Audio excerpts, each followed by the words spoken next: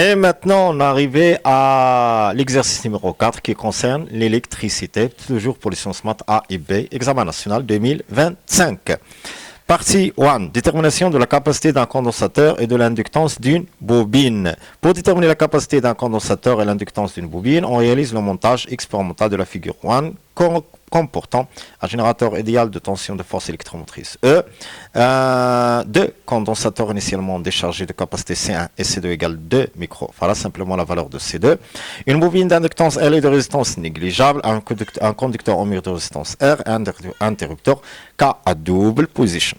Donc, 1. Détermination de la capacité C1. À un instant pris comme origine d'état T égale 0, on place l'interrupteur K en position 1.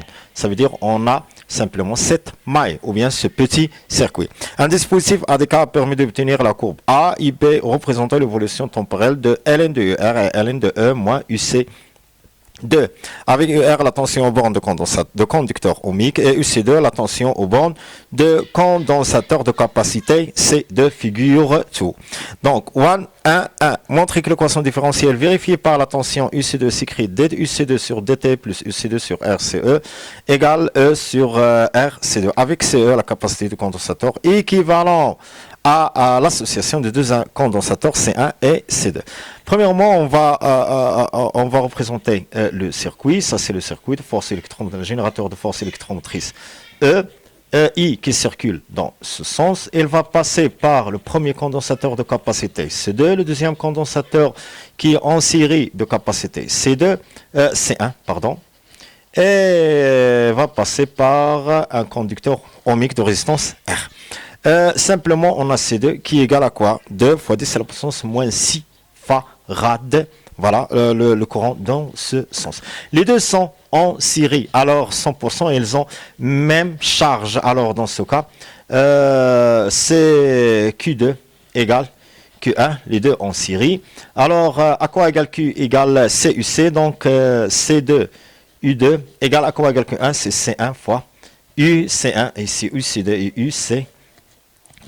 Alors, 100% que UC1 à quoi égale C2 sur C1 fois UC2. Voilà.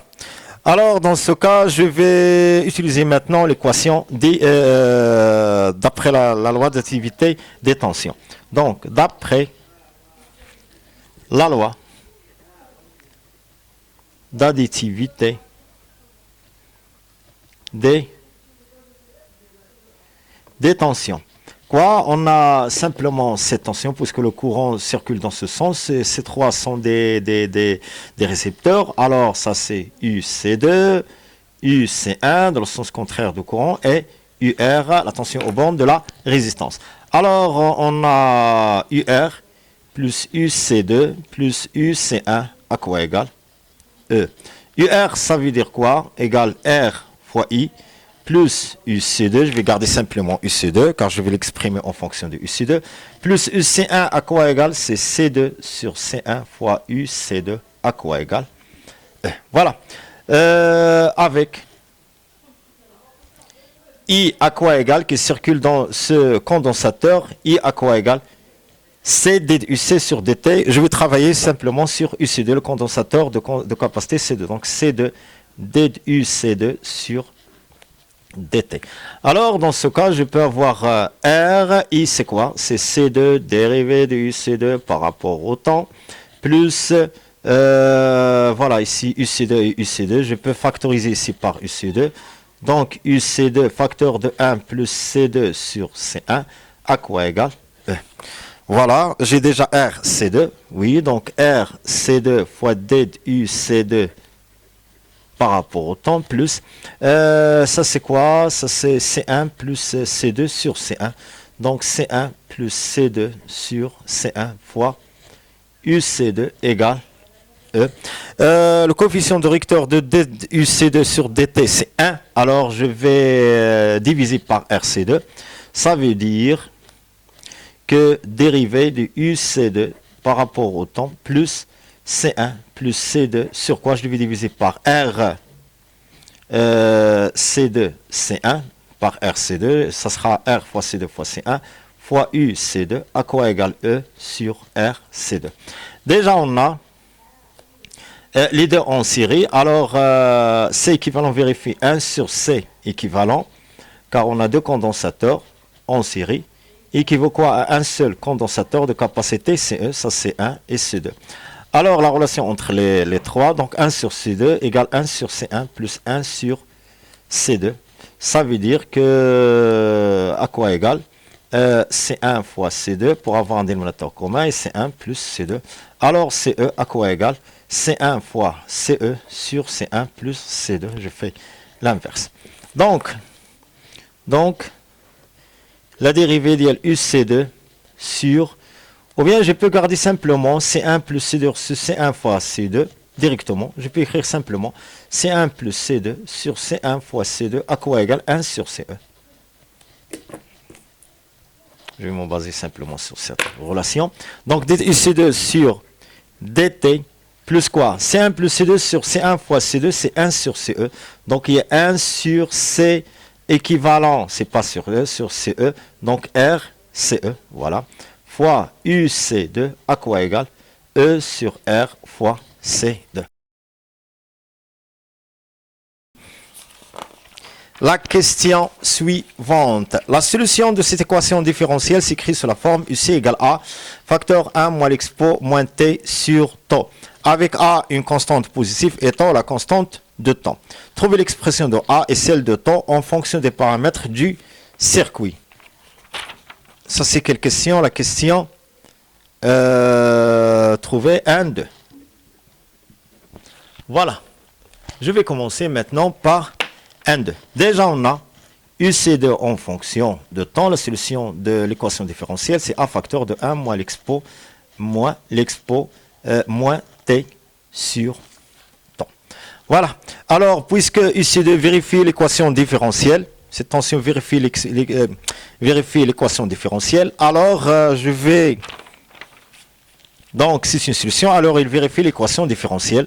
Alors, dérivé par rapport à temps, c'est quoi UC2? C'est A, facteur de 1 moins l'expo moins T sur taux, plus 1 sur R fois CE. UC2, c'est quoi? A, facteur de 1 moins l'expo moins T sur taux. À quoi égale E sur R fois CE. C2. Donc, je vais faire sortir la constante A. Donc, A, la dérivée de 1 moins 1, c'est 0. Il me reste simplement moins. La dérivée de l'expo, je vais descendre l'exposant en éliminant le temps T. Il me reste simplement moins 1 sur taux. Avec le moins, c'est 1 sur taux. Donc, fois 1 sur taux, ça veut dire sur taux. Fois l'expo, moins T sur taux.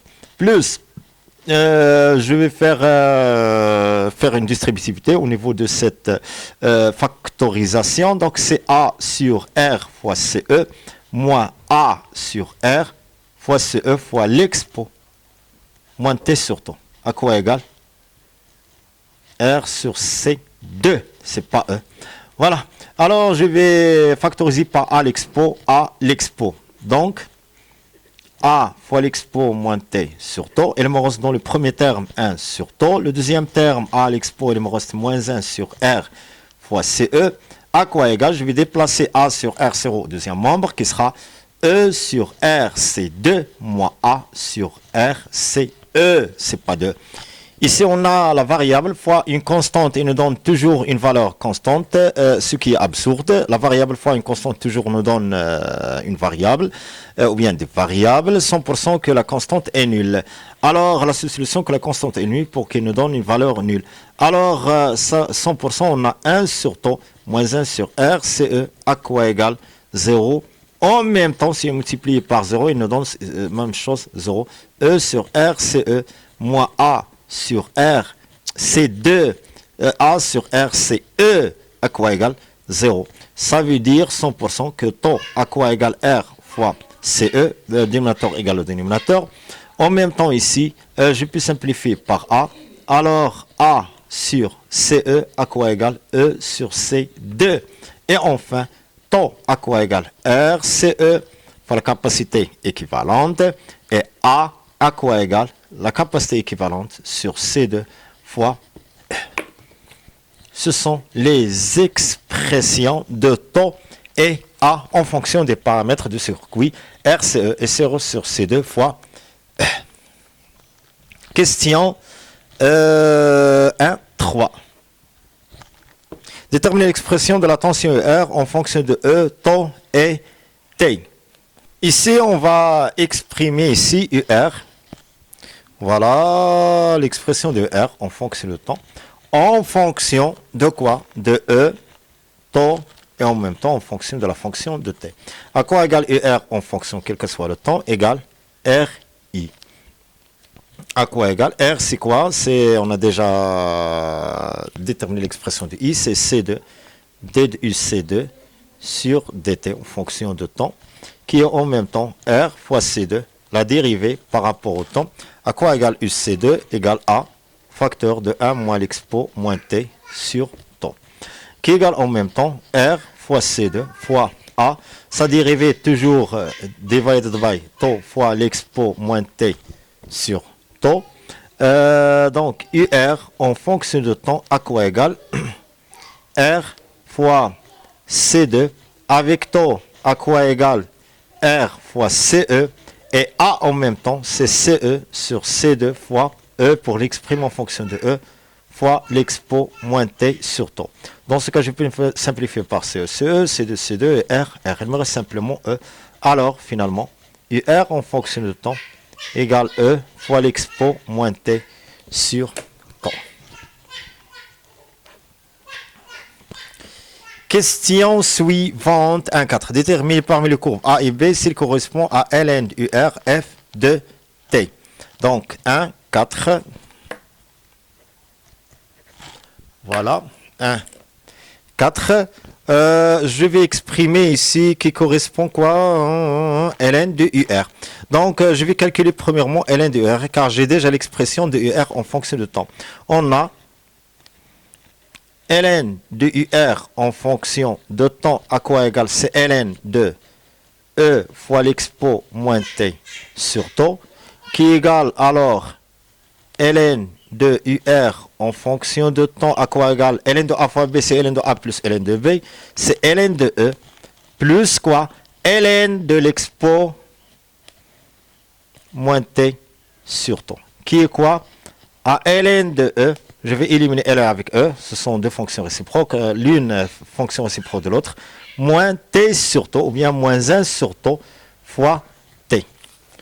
Donc, ln de UR en fonction de temps égale moins 1 sur taux, voilà, c'est ici, moins 1 sur taux fois T plus ln de E. En même temps, d'après la courbe, on a ln est une fonction est une droite égale AT plus B. Donc, A implique que ln de UR correspond à AB. 1, 5. Déterminer en exploitant les courbes de la figure de la valeur de E, taux et C. Premièrement, on a, d'après la question 1.4 précédente, on a déjà cette expression. On a ln du UR en fonction de temps égale moins 1 sur taux T plus ln de E. En même temps, ln du UR en fonction de temps égale AT plus B. Alors 100% que moins 1 sur taux correspond au coefficient directeur, c'est une droite. Par contre, ln de E correspond à l'ordonnée à l'origine qui est B. Alors 100% que taux à quoi égale moins 1 sur A et E à quoi égale l'expo de B. A c'est quoi? C'est le coefficient directeur. Je vais faire directement l'application numérique. Alors taux à quoi égale moins 1 sur. C'est quoi A? Je vais prendre ici, il correspond à cette droite, la droite B.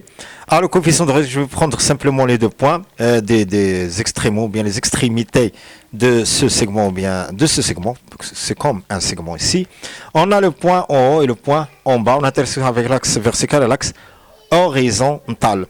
Alors, pour ce point, à quoi égale 0,5, 2, 3, 4, ça fait 2, plus deux petites divisions. Chaque carreau 0,5 se constitue de 5 petites divisions, ça veut dire 0,1. Donc, 2 plus 0,1 plus 0, c'est 2,2. Donc, ici, on a 2,2. Donc, A correspond quoi? À 2, coefficient égale 2,2. Voilà, son abscisse, ou bien son temps correspond, c'est 0, moins. Le deuxième point ici, à quoi égale ces ordonnées? ln égale 0. Voilà, et son temps à quoi égale 5, 6, 7, 8, 9, ça fait 9. On prend en considération ici les unités, fois 10 à la puissance moins 3. Par contre, ln est 100 unités. De même, on a E à quoi égale l'expo de B. B, c'est l'ordonnée à l'origine, c'est l'intersection avec l'axe vertical. Ici, c'est 2,2. À quoi égale, après calcul, on trouve que taux à quoi égale 4,1 fois 10 à la puissance moins 3. Je vais éliminer le moins avec le moins ici. Taux est positif. Et E à quoi égale E qui est presque 2,7 à la puissance 2,2, presque 9. Et enfin, taux égale 4,1 fois 10 à la puissance moins 3 secondes ou bien 4,1 millisecondes. Et E à quoi égale 9 volts. Il nous reste simplement à déterminer quoi? Il nous reste simplement à déterminer C. Pour déterminer C1, je vais travailler simplement sur la courbe A. Pour la courbe A. Elle correspond quoi? Qui correspond à ln de E moins UC2. Donc,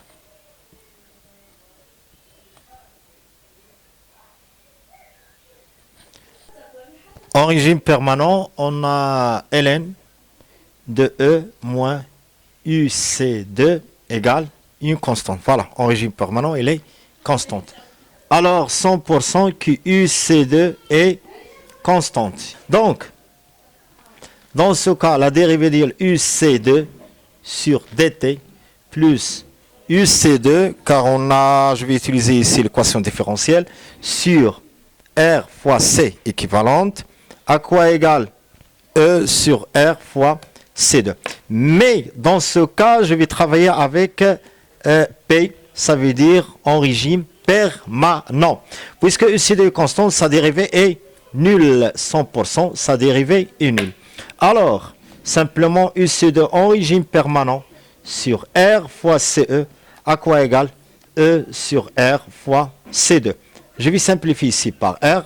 Il me reste simplement UC2 en régime permanent. Je peux déterminer sa valeur. À quoi égale 1 sur CE? Déjà, on a 1 sur CE égale 1 sur C1 plus... Voilà, 1 sur CE égale 1 sur C1 plus... Je peux le remplacer directement. 1 sur CE par quoi? 1 sur C1 plus 1 sur C2. Donc 1 sur C équivalente égale 1 sur C1 plus 1 sur C2. À quoi égale E sur C2? Enfin, ça veut dire que 1 sur C1 à quoi égale? Égale E sur C2 fois UC2 en régime permanent. Je déplace UC2 au deuxième nombre qui sera au dénominateur, moins 1 sur C2. Donc, à quoi égale 1 sur, je peux factoriser par 1 sur 2, il me reste simplement E sur UC2 en régime permanent, moins 1. Et enfin,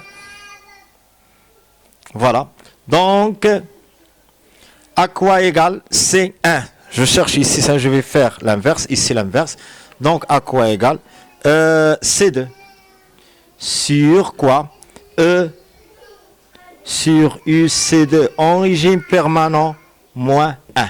Application numérique. C1 à quoi égale? C2 à quoi égale? Déjà, d'après le cours, les données, c'est 2 fois 10 à la puissance moins 6, le tout divisé par E qui égale à 9 sur EC2 en régime permanent moins 1. En régime permanent, déjà on a en régime permanent,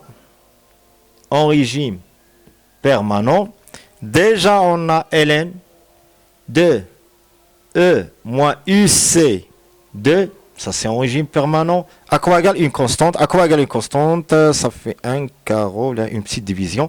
Donc, c'est 1,1. Oui, c'est 1,1.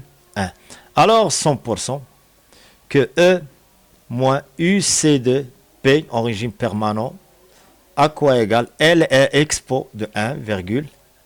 Voilà. Enfin, donc UC2 en régime permanent, à quoi égale E moins l'expo 1,1. E moins l'expo 1. Oui, c'est vrai.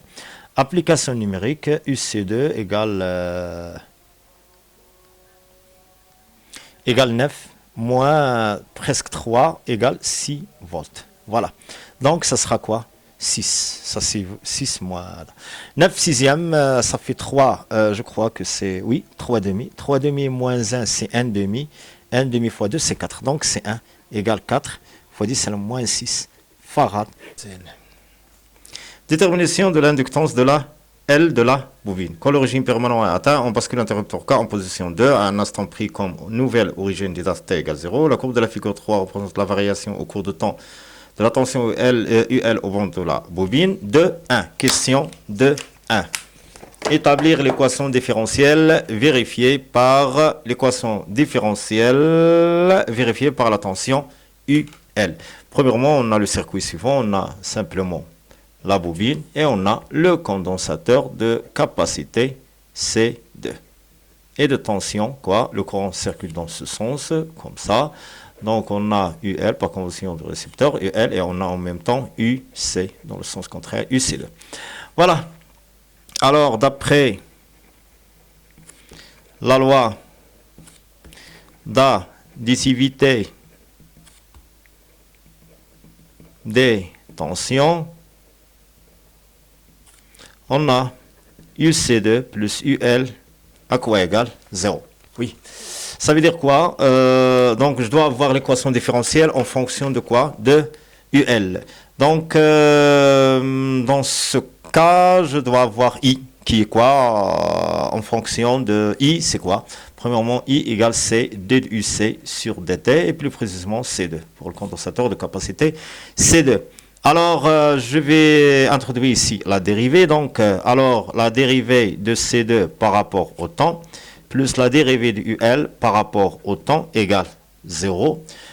Ça veut dire, je peux introduire ici simplement C2 fois D de U, ça c'est UC2, D de U, C2 par rapport au temps, plus C2 dérivée de UL par rapport au temps égale 0. C2 dérivée de UC sur DT, c'est I. Ça veut dire que le courant I plus C2 D de UL sur DT à quoi égale 0. Premièrement, on a UL à quoi égale L D de I sur.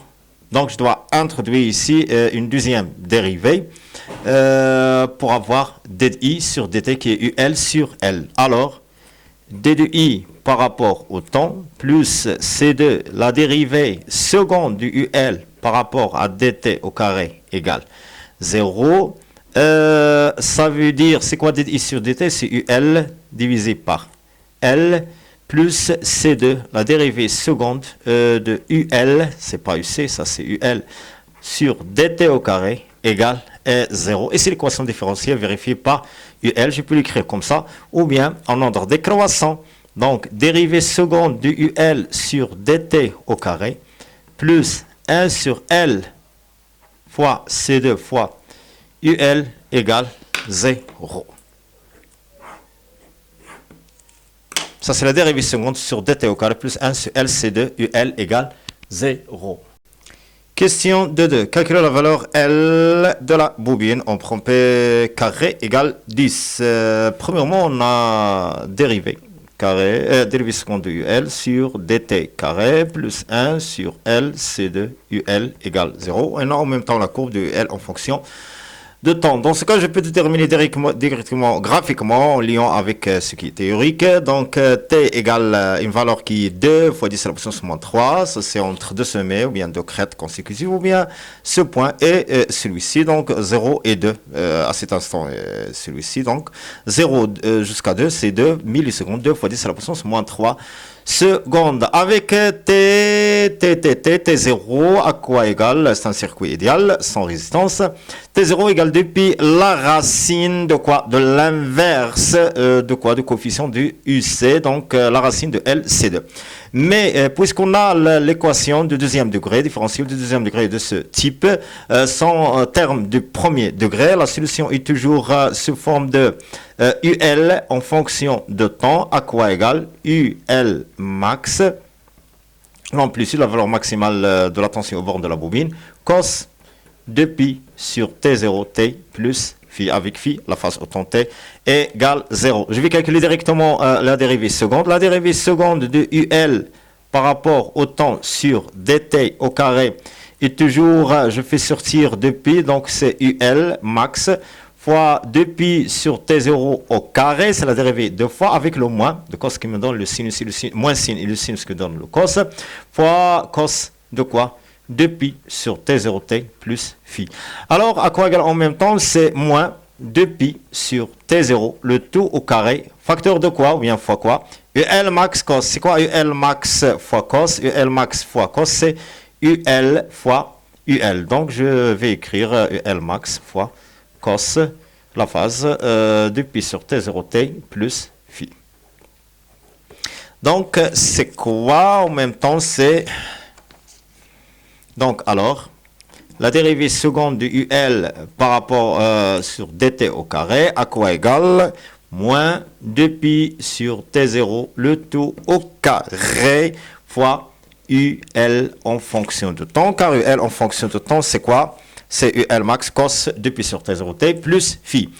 Déjà, ça veut dire que la dérivée seconde de UL en fonction de temps sur dt au carré, plus je déplace le premier membre, 2pi sur T0, le tout au carré fois UL en fonction de temps, égale 0. En même temps, on a la dérivée seconde de UL en fonction de temps, l'équation différentielle qu'on a avant la question précédente, plus 1 divided by L, C2 fois UL en fonction de temps égale 0, ça veut dire 100% que 2pi sur T0 au carré à quoi égale 1 sur LC2. Je cherche ici simplement L, alors 100% que L, l'inductance L, à quoi égale? Est-ce que j'ai la valeur de C2? Mais oui, j'ai déjà la valeur déterminée d'énergie ici qui est magasinée dans le condensateur. Oui, j'ai déjà la valeur de C2 qui est 2 microfarads. Donc L à quoi égale? Je déplace L au premier membre, elle sera 1 sur C2 fois, donc c'est T0 sur 2pi, le tout au carré fois 1 sur C2. Bravo. Maintenant, il me reste l'application numérique. T0 déjà à quoi égale? Ça c'est T0. T0 égale 0 jusqu'à 2. Donc c'est 2 millisecondes 10 moins 3 secondes. C2 égale 2 microfarads. C'est ici 2 microfarads. Ça veut dire 2 fois 10 en système international moins 6 farad, pi carré égale 10. Donc L à quoi égale? 2 fois 10 à la puissance moins 3 sur au carré. Attends. 2pi au carré, c'est 4 fois pi au carré qui est quoi? 10 fois 1 sur C2 qui est 2 fois 10 à la puissance moins 6. C'est 0,05. Alors dans ce cas, L à quoi égale? 0,05 Henry. 2, 3. Voilà la question de 3. Déterminer l'énergie électrique emmagasinée dans le condensateur C2 à l'instant T égale 1,5 millisecondes. Premièrement, on a E total à quoi égale? Égale l'énergie emmagasinée dans le condensateur plus l'énergie emmagasinée dans la bobine. À quoi égale en même temps? Égale l'énergie emmagasinée dans le condensateur C2 max, où on a l'énergie emmagasinée dans la bobine est nulle, ou égale en même temps l'énergie emmagasinée dans la bobine max lorsque l'énergie emmagasinée de condensateur dans ce cas est nulle. Pourquoi? Car le circuit est idéal. On a un circuit idéal. Voilà. Premièrement, on a d'après l'équation différentielle, on a c'est pas E, c'est UC2 plus UL en fonction de temps, toujours est nul. Voilà. Autant T, quel T? T égale 1,5 millisecondes. On a déjà UL au temps T, à ce temps T égale 1,5 millisecondes. D'après la courbe pour 1,5, voilà, UL est nul, égale 0 volts. Voilà. Alors, 100% c'est égal à 0. Alors, UC2 autant 1,5 millisecondes en même temps égale 0. C'est UL, je remplace UL par 0, donc UC2 égale 0. Alors, dans ce cas, l'énergie emmagasinée dans, je vais calculer simplement l'énergie emmagasinée dans le condensateur. Donc, l'énergie emmagasinée E, C2 égale 1 demi C UC2 au carré. À quoi égale UC2 égale 0? Ça, c'est la même chose en volts. Donc, c'est 0 joules. Et enfin, 0. Et enfin, l'énergie emmagasinée dans le condensateur, soit E ou bien EC2 égale 0 joules. Partie 2. Oscillation forcée dans un circuit LC serré. On considère le circuit de la figure 4 comportant un générateur de basse fréquence GBF qui délivre une tension sinusoïdale U égale M cos du PNT plus phi, N étant la fréquence du GBF, un condensateur de capacité C réglable, un conducteur ohmique de résistance R égale 20 ohms, une bobine B d'inductance L égale 0,2 et de résistance R, un courant électrique d'intensité I égale E max cos du PNT circule dans le circuit. On visualise sur les entrées Y1 et Y2 ici pour visualiser UR, attention aux bornes de la résistance, et Y2 pour visualiser entre la masse et Y2 l'attention aux bornes de ce circuit et qui se compose de trois composantes en série ou bien du GBF, plus précisément du GBF. Du générateur à basse fréquence, Y1, l'oscilloscope. Les tensions I et UR avec UR, la tension au bord de conducteur ohmique.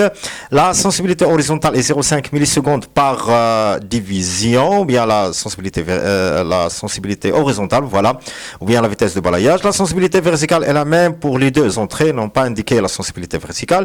Pour une valeur C de la capacité de conducteur, de condensateur, on obtient l'oscillogramme de la figure 5.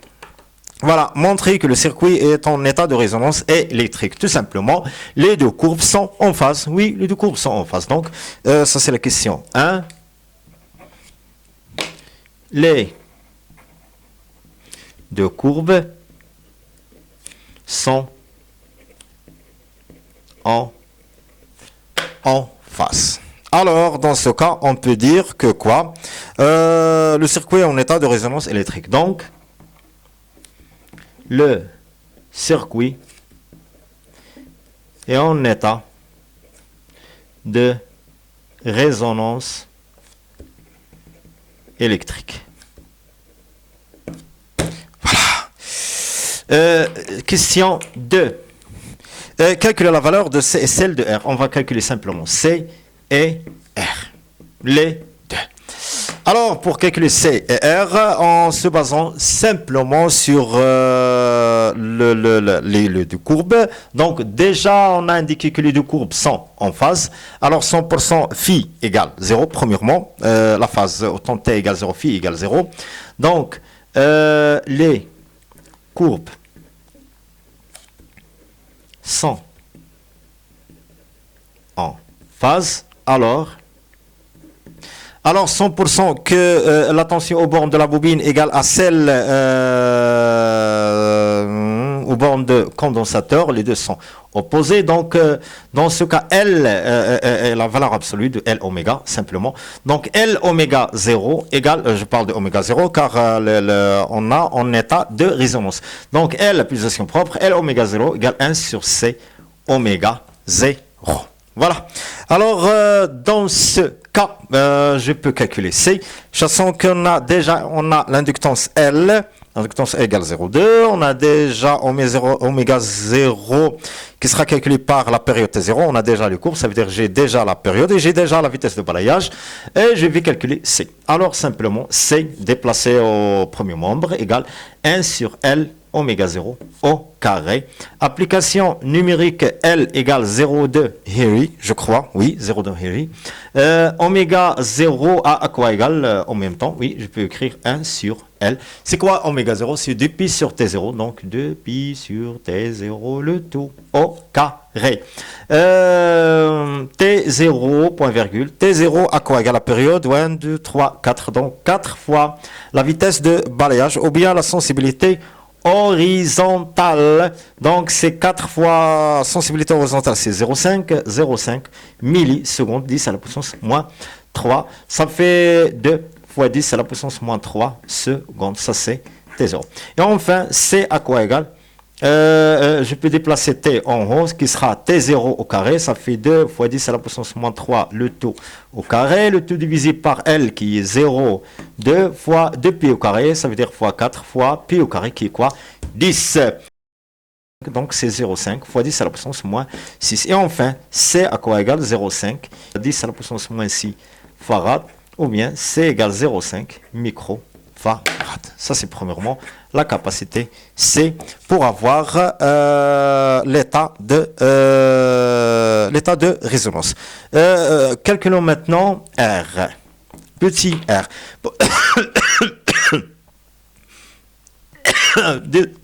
Déjà on a taux à quoi égale grand R plus petit r. Pourquoi? En cas de résonance. Simplement. Tout simplement, taux à quoi égal, c'est la racine, la somme des résistances du circuit au carré plus L oméga moins 1 sur C oméga, le tout au carré. Ça, c'est en général. Puisqu'on a l'état de résonance, alors oméga égale oméga 0 et L oméga 0 égale 1 sur C oméga 0. Alors, la différence entre L oméga 0 et l'autre, donc L oméga 0 moins 1 sur C oméga 0 est nul égale 0. Il me reste simplement taux égale la racine de R plus R au carré, donc taux égale R plus R. Alors, en cas de résonance, taux égale la somme des aires du circuit. Les aires du circuit ont simplement R de la résistance et R de la bobine, la résistance interne. Alors, taux égale R, ça c'est en général, mais en cas de résonance, on a taux égale R plus R. Ça veut dire quoi? Petit r à quoi égale taux moins R. Voilà. Il me reste simplement, est-ce qu'on a grand R? Oui, grand R égale 20 ohms. Il me reste simplement taux. Autre relation, la autre méthode, ou bien autre relation de taux, on a simplement taux à quoi égale U efficace sur I efficace. En même temps, U efficace égale U max sur la racine 2. Donc, U max sur I max. Je vais simplifier par racine 2, racine 2. Voilà, d'après les courbes que j'ai ici, j'ai deux courbes. La première courbe, ça c'est la courbe qui représente la tension au bord du générateur. La deuxième courbe qui a une amplitude moins élevée, ou bien une amplitude inférieure, c'est la tension au bord de la résistance. Toujours la tension au bord de la est inférieure à la tension au bord du générateur. Générateur à basse fréquence, oui. Alors, ça correspond à U et ça correspond à UR. Donc on a IM, on n'a pas visualisé IM, et dans l'oscilloscope on a toujours les tensions les tensions maximales, on n'a pas les tensions efficaces. C'est pour ça que je l'exprime en Umax et Imax.